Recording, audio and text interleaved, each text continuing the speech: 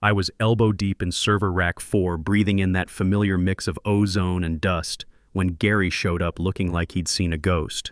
The kid was shaking so hard I thought he might vibrate right out of his shoes. "Mr. Patterson," he stammered, "Adrian Montgomery wants to see you upstairs." "In the conference room. I'm Carl Patterson, 53 years old, and I've been keeping the lights on at this logistics company for 15 years. Before that, I spent 6 years in the Army handling military communications in places where a system failure could get people killed. So when some nervous intern tells me the CEO's son wants a meeting, I know it's not about my performance review." I wiped the thermal paste off my hands and headed upstairs. The conference room they call the fishbowl, all glass walls where careers go to die. I walked in without knocking because after 15 years, I figure I've earned that right. Adrian Montgomery was sitting in his daddy's chair, looking every inch the trust fund baby he is. 28 years old, MBA from some fancy school, and about as much real-world experience as a golden retriever. Next to him sat some kid in a hoodie that probably cost more than my truck payment, tapping away on an iPad like he was solving world hunger. "Carl," Adrian said without looking up from his phone, "thanks for coming. Take a seat." I stayed standing. I've been with this company since Adrian was in high school. I've survived 3 mergers, a ransomware attack that would have made the Russians proud, and the great coffee machine explosion of 2019. I don't sit for amateur hour. "What's up, Adrian? The network's green, backups are verified, and unless the building's on fire, I've got a migration to finish." He finally looked up, giving me that patronizing smile rich kids perfect in prep school. "Yeah, about that. We're making some strategic changes, moving to a cloud-native, synergy-focused infrastructure." I blinked. "Adrian, those are buzzwords. They don't mean anything. Our infrastructure is already hybrid cloud. I built it." "Right," he said, waving his hand like he was swatting a fly. "But it's clunky, old school, like you. We need fresh eyes." He gestured to Hoodie Boy. "This is Lucas. He's going to be our new CTO, effective immediately." The silence could have shattered glass. I looked at Lucas, who couldn't have been older than 24, still tapping his iPad like this was all some kind of game. "CTO?" I said, my voice steady as a flat line. "Adrian, I report to your father. Where is he?" "Dad's flying to Tokyo. He put me in charge while he's gone, and my first executive decision is streamlining operations. We're letting you go, Carl." It hit me like a punch to the gut. 15 years. 15 years of 3 a.m. emergency calls, missing family barbecues because a database corrupted, babysitting servers older than the interns. And I was being replaced by a kid named Lucas who looked like he'd never held anything heavier than a smartphone. "You're firing me," I said. "We're making a transition," Adrian corrected, flashing that $1 million smile. "Severance package is standard, but we need your keycard and admin credentials. Now." Lucas finally spoke up. "Yeah. If you could just write down the root passwords on a sticky note, that'd be awesome." A sticky note. He wanted the keys to a multi-million-dollar logistics infrastructure on a sticky note. Army training kicked in. Never let them see you sweat. Never let them know what you're thinking. The anger was there, but I kept my face neutral. "Okay," I said quietly. Adrian looked surprised. "Okay. You want the keys? You got them." I pulled out my phone and opened the admin app I'd written myself because the vendor software was garbage. I tapped logout, then looked Adrian dead in the eye. "I'm logging out of the master control console, but you should know something before I walk out that door." Adrian rolled his eyes. "Make it quick, Carl. We have a synergy meeting." "The system," I said, my voice calm as a surgeon's, "is built on a dead man's switch. It requires my biometric handshake every 180 minutes to verify system integrity. It's a failsafe I installed after the 2021 breach. Your father authorized it." Adrian laughed. A wet, ugly sound. "Biometric handshake? What is this, Mission Impossible? Get real." "It's not a movie, Adrian. It's compliance. Without my scan, the validation protocols fail. When they fail, the system assumes hostile takeover. It locks down everything. We'll just bypass it," Lucas said, not looking up from his iPad. "I know Python." I almost smiled. "Kid, this system is written in legacy COBOL and pure spite. Python won't save you. You have exactly 3 hours before the servers go dark. And when I say dark, I don't mean the lights go out. I mean the databases encrypt themselves, the vendor APIs sever connection, and the warehouse robots freeze in place." Adrian stood up, trying to loom over me. "You're bluffing. You're just trying to scare us into keeping you." I placed my company laptop on the table, set my badge on top of it, and looked at the clock. 10 o'clock a.m. Exactly. Tick-tock, Adrian, I said. You've got until 1 o'clock p.m. Good luck with that synergy. I walked out without slamming the door. Army discipline. No theatrics, just mission accomplished. The elevator ride down felt like freedom. People nodded as I passed the cubicle maze. Jennifer from dispatch, Scott from inventory. They had no idea their captain had just been thrown overboard and the ship was now being steered by a couple of kids who thought server was something that brought them coffee. I walked out to the parking lot where my F-150 sat waiting, reliable as sunrise. I fired up a cigarette and leaned against the tailgate. 3 hours. The clock was ticking, and upstairs 2 idiots were about to learn what happens when you mess with 15 years of carefully built infrastructure. There's a VFW bar across the street called Murphy's. Smells like sawdust and honest work. My kind of place. I walked in, ordered a bourbon neat, and set my personal phone on the bar. See, I'd built a shadow monitoring system that pinged my phone whenever the main server threw critical errors. Call it professional paranoia, but when you've been responsible for keeping a company alive for 15 years, you don't just walk away blind. The bartender was an older guy with navy tattoos covering his forearms. He poured my drink without asking questions. Military courtesy. I checked my watch. 10:15 a.m. The countdown had started. At 10:45 a.m. my phone buzzed. User authentication failed. Login attempt from executive suite. I smirked into my glass. They were trying to get in. Hey Lucas, I imagined Adrian saying, it's not letting me log in. Says guarantor key missing. Try password 123, Adrian would suggest, because he's exactly that stupid. My phone buzzed again. It's support ticket created. Can't log in, fix now. Priority low. Priority low. Wesley in IT support knew the drill. If the request came from Adrian and didn't copy me, it went to the bottom of the pile. Good kid, Wesley. I'd trained him well. The system was at 2 hours and 15 minutes, moving from curious to suspicious. Next stop, paranoid. And you really don't want a multi-million-dollar logistics network getting paranoid. At 11:10 a.m., the real show started. System alert, load balancing failure, node 4 unresponsive. I'd built this infrastructure like a house of cards, but held together with very specific logic. Every hour, the load balancer asks permission to rotate encryption keys. No biometric handshake. It assumes the connection is compromised and starts cutting bridges. In the office, coffee machines were still working, lights were still on, but down in logistics, screens were starting to freeze.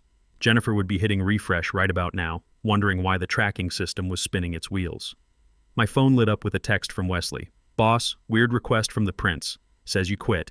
Please tell me that's a joke. Dashboard is flashing yellow. What's going on? I didn't reply. Let them marinate in their incompetence.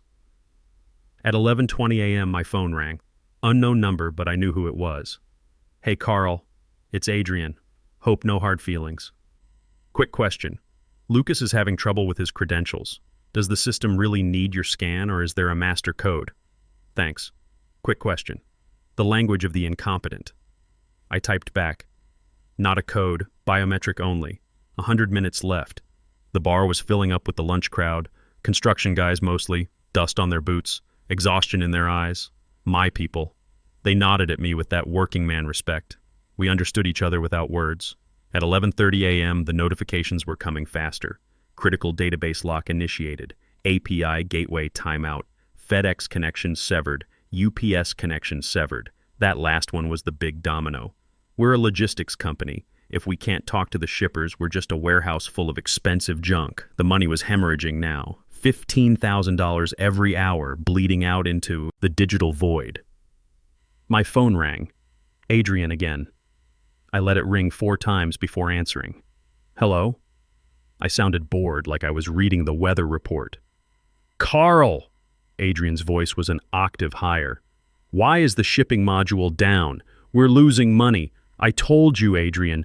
Dead man's switch. The system thinks the cockpit is empty, so it's putting the plane in the ocean to keep it from being hijacked. Fix it. Give me the code. Can't give you a fingerprint over the phone, genius. This is sabotage. I'll sue you. I didn't do anything, Adrian. That's the point. The system is working exactly as designed. You fired the authorized administrator. This is on you. Lucas says he can bypass it. He's in the command shell right now. I actually laughed. Tell Lucas that if he tries to force mount the encrypted drive without the key, the system activates Scorched Earth Protocol, deletes the encryption headers. Data becomes noise forever. Muffled conversation on the other end. Lucas's voice, panicked. Wait, he said Scorched Earth? Dude, stop typing. Stop typing. You're bluffing, Adrian said, but his voice was shaking. Try me. You have 90 minutes. I hung up and ordered another bourbon. The bartender poured without comment. Rough day at the office? Best day I've had in years, I said. At 11:40 a.m., my phone was vibrating like an angry hornet. The WhatsApp group for night shift guys was blowing up. Anyone seen Carl? Adrian's running around screaming at the servers, literally screaming at metal boxes. Wesley says Carl got fired. If he's gone, who knows how to fix the legacy bridge? Lucas just asked me what Linux is. We're all doomed. I smiled. They weren't panicking about their jobs, they were panicking about the incompetence now running the show. Adrian's next move was predictable. When the toddler breaks the vase, he runs to Daddy. But here's the beautiful part. Mr. Montgomery was somewhere over the Pacific, flying in his Zen mode. The old man believes in disconnected international flights. No Wi-Fi, no satellite phone unless the plane's actually crashing. Adrian would be frantically dialing his father's emergency line, getting nothing but dead air. 11:45 a.m.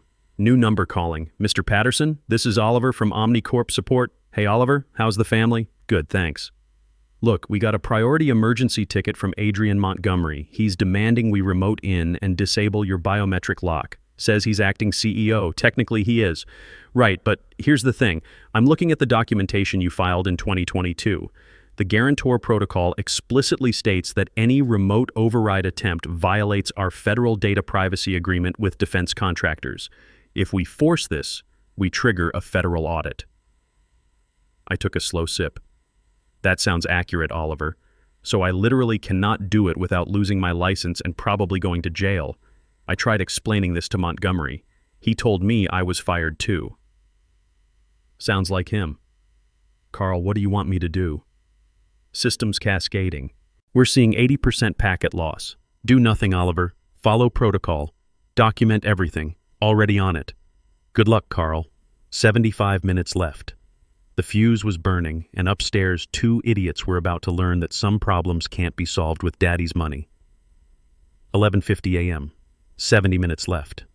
The thing about Adrian is he thought he was fighting a computer program. He didn't realize he was fighting the entire U.S. legal code regarding data privacy and defense contracts. I'd built that wall not to keep hackers out, but to keep idiots like him from getting in. Text from Wesley. Carl, Adrian's crying. Actual tears. He's banging on the conference room glass.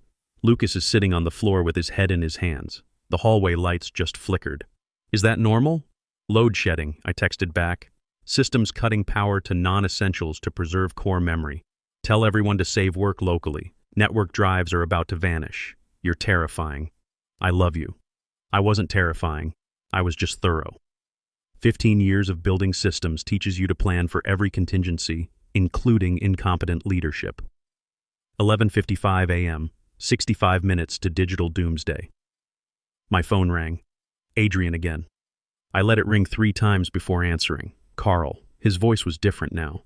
Gone was the boardroom arrogance, the shrill panic. This was the voice of a man staring into the abyss, realizing he forgot his safety gear. Hey, Adrian, find that sticky note yet? Please, he said quietly. Please, Carl, stop this. I'm sorry. Come back and fix it. We can negotiate a contract, consultant basis. Consultant basis, I repeated, letting the words hang in the air.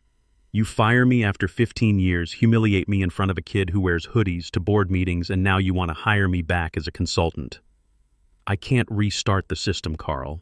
The contractors won't touch it. They're citing some legal thing. It's not some legal thing, Adrian. It's the law. Go to my desk. Is my laptop still there? Yes, it's right here. Open it. Access the guest account. Go to the folder marked Doomsday. Yes, I actually named it that. Open the PDF titled Compliance Protocols 2022. I heard him fumbling with the keyboard. Okay, I see it. 300 pages. Page 47, section 12A. Read the highlighted paragraph aloud. Silence. Then a shaky breath. In the event of a system-wide reset or administrative change, he read, voice trembling, the primary system guarantor must be physically present to authenticate chain of custody. Failure to provide biometric verification constitutes a breach of Federal Data Protection Act Level 4. Keep reading, Adrian. The bold text. Any attempt to bypass, circumvent, or spoof this authentication will result in automatic notification to Department of Homeland Security Cyber Division and immediate freeze of all company assets pending federal audit. Long, heavy, terrified silence. You rigged the system to call the feds, he whispered. I didn't rig it, Adrian. I secured it. We handled defense. Logistics. We move sensitive data. That protocol protects us from Russian hackers and, apparently, protects the company from you. What do I do? It was a plea, a child asking how to fix the expensive toy he'd broken. You can't do anything. You have 60 minutes. If I'm not there to scan my thumb, the system assumes you're a hostile actor. It shuts down, locks the databases, deletes the keys, and files an automatic report to Washington. Come back, he begged. Name your price. Anything. I looked at the clock behind the bar. 12 o'clock p.m. Adrian, even if I left right now, it's a 15-minute drive. But here's the thing. I don't work there anymore. Remember? You fired me. Carl, wait. I hung up. The bartender had been listening with growing amusement. Sounds like someone's having a bad day. Kid bit off more than he could chew, I said. Thought he could run the show without understanding how the machinery works. 12:05 p.m. My phone exploded with notifications, then suddenly went quiet. One final message appeared. Critical threshold reached. Beginning lockdown sequence.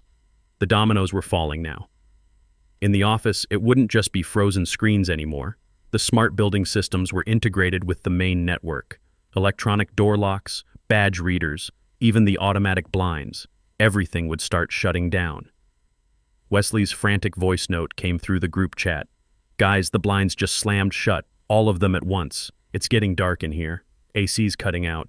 And Adrian is having some kind of breakdown.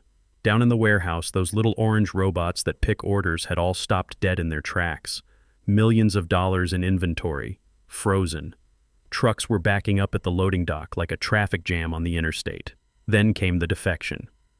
According to the play-by-play from my guys, Lucas finally realized this wasn't a coding boot camp exercise. This was a federal incident in the making. He threw his iPad down, yelled something about not signing up for criminal charges, and literally ran for the stairwell. Even the elevators were locked down. Adrian was alone now in his glass box, sweating as the temperature climbed because the HVAC system had gone offline. My phone buzzed with a flight alert I'd set up years ago. Mr. Montgomery's private jet, status, diverted. Reason, passenger request, priority landing. The cavalry was coming, but would they arrive in time? 12:15 p.m., 45 minutes left. I ordered one more bourbon and settled in to wait. The old man was probably getting his first look at the damage reports right about now. Somewhere over the Pacific, he was realizing his golden boy had just torpedoed the family business. The next hour was going to be very, very interesting. I checked my phone one more time. The system was holding steady in its death spiral, patient as a countdown timer on a bomb. Tick-tock, Adrian. Daddy was coming home, and he was not going to be happy about what he found. In the distance, I could hear sirens. Probably not related to our little corporate drama, but it felt appropriate. The emergency vehicles rushing around town while a different kind of emergency played out in the glass towers across the street. I lit another cigarette and waited for the fireworks to begin. 12:40 p.m. 20 minutes left. A black sedan screeched into the parking lot, hopping the curb to bypass the line of confused delivery trucks. Mr. Montgomery stepped out looking like a man who'd just watched his life's work catch fire from 35,000 feet. He spotted me through the bar window, jerked his head toward the building. Message received. I finished my bourbon, left a 20 on the bar, and walked out to meet my fate. Or his. We entered through the lobby where security guards stood around looking lost. The electronic turnstiles were frozen solid. Mr. Montgomery walked up to the nearest one, grabbed the metal bar, and kicked the mechanism so hard something snapped. It works now, he growled. We took the stairs. 12 flights. Montgomery climbed them 2 at a time, fueled by pure rage and adrenaline. I kept pace, my cardio aided by 15 years of contained frustration. The executive floor was tomb quiet except for the hum of emergency lighting. Adrian sat in the conference room like a defeated general, head on the table, surrounded by empty water bottles and the debris of his failure. Montgomery threw the door open. It hit the glass wall like a gunshot. "Dad!" Adrian jumped like he'd been electrocuted. "Thank God you're here. It's a disaster. Carl sabotaged everything." "Sabotage?" Montgomery's voice was deceptively calm. "Yes, he put some kind of virus in the system." Montgomery looked at his son with the kind of disappointment that cuts deeper than anger. "And why did he do that?" "Because we were making necessary changes and he got defensive about his job security." "He fired me," I said from the doorway. My voice cut through Adrian's excuses like a knife. Montgomery turned to his son. "You fired the systems guarantor while I was over the ocean? While we have 3 major defense contracts pending renewal? But Dad, Lucas said we could modernize everything, make it more efficient." "Where is this Lucas?" Adrian's face went red. "He had a family emergency. He ran," I clarified. Realized he couldn't hack a mainframe with an iPad and bolted before the federal investigation started. Montgomery stared at Adrian for a long moment. When he finally spoke, his voice could have frozen nitrogen. "Do you know why Carl is the guarantor? Do you know why I pay him more than most VPs? He's just IT support, Dad. We can outsource." "No!" Montgomery's roar shook the glass walls. "We cannot. Carl built the security architecture that gets us those defense contracts. He wrote the integration protocols that let us handle classified logistics. Without him, we're not a secure logistics company. We're just another trucking outfit." He slammed his hand on the table. "You didn't fire an employee. You pulled the pin on a grenade because you thought it looked pretty." Adrian shrank into his chair, finally understanding the magnitude of his mistake. Montgomery turned to me. "Fix it." I checked my watch. "Can't, sir. I'm not an employee anymore. Systems locked to authorized personnel only." Montgomery knew this dance. He'd been in business long enough to recognize leverage when he saw it. "Rehire him," he told Adrian. "What?" "Rehire him. Now. Apologize and rehire him." Adrian looked at me with the expression of a man swallowing broken glass. "Carl, I'm formally rehiring you. I apologize for the misunderstanding." "Sorry," I said, checking my nails. "Not interested in my old position. Workplace culture seems problematic." Montgomery let out a short, sharp laugh. "All right, Carl, you've made your point. What's it gonna take?" "Chief Technology Officer. Full autonomy over all systems. No interference from operations." I looked directly at Adrian, especially not from him. 30% salary increase, retroactive to start a fiscal year. 5-year guaranteed contract. And I want the corner office with the good view. "Done," Montgomery said without hesitation. "Adrian, pack your things. You're moving to the warehouse. You want to learn the business? Start with the loading dock. But Dad, 6 months minimum. Learn how the real work gets done. Maybe you'll appreciate the people who actually keep this company running." Montgomery looked at me. "Are we square?" "We're square, sir." "Then for the love of all that's holy, turn the lights back on before the feds show up." The walk to the server room felt like a victory march. Word had spread through the building faster than wildfire. Heads popped up from cubicles as I passed. Wesley was waiting at the server room door with a grin that could power the building. "Status report," I said, pulling out my analog backup key. "Core temperature critical. System's been in protected mode for 20 minutes. We're maybe 5 minutes from permanent lockdown." I unlocked the server room door. The rush of superheated air hit me like opening an oven. Servers screaming at maximum fan speed. Status lights painting the room in angry reds and ambers. I sat down at my console. My chair, my domain, my kingdom. The biometric scanner glowed like a beacon in the dim room. "Ready?" Wesley asked.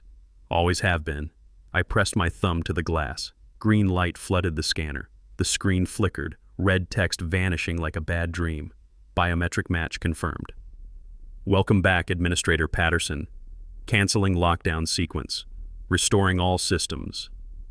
The resurrection began as a low rumble. AC units roaring back to life. Server lights cascading from red to amber to blessed green.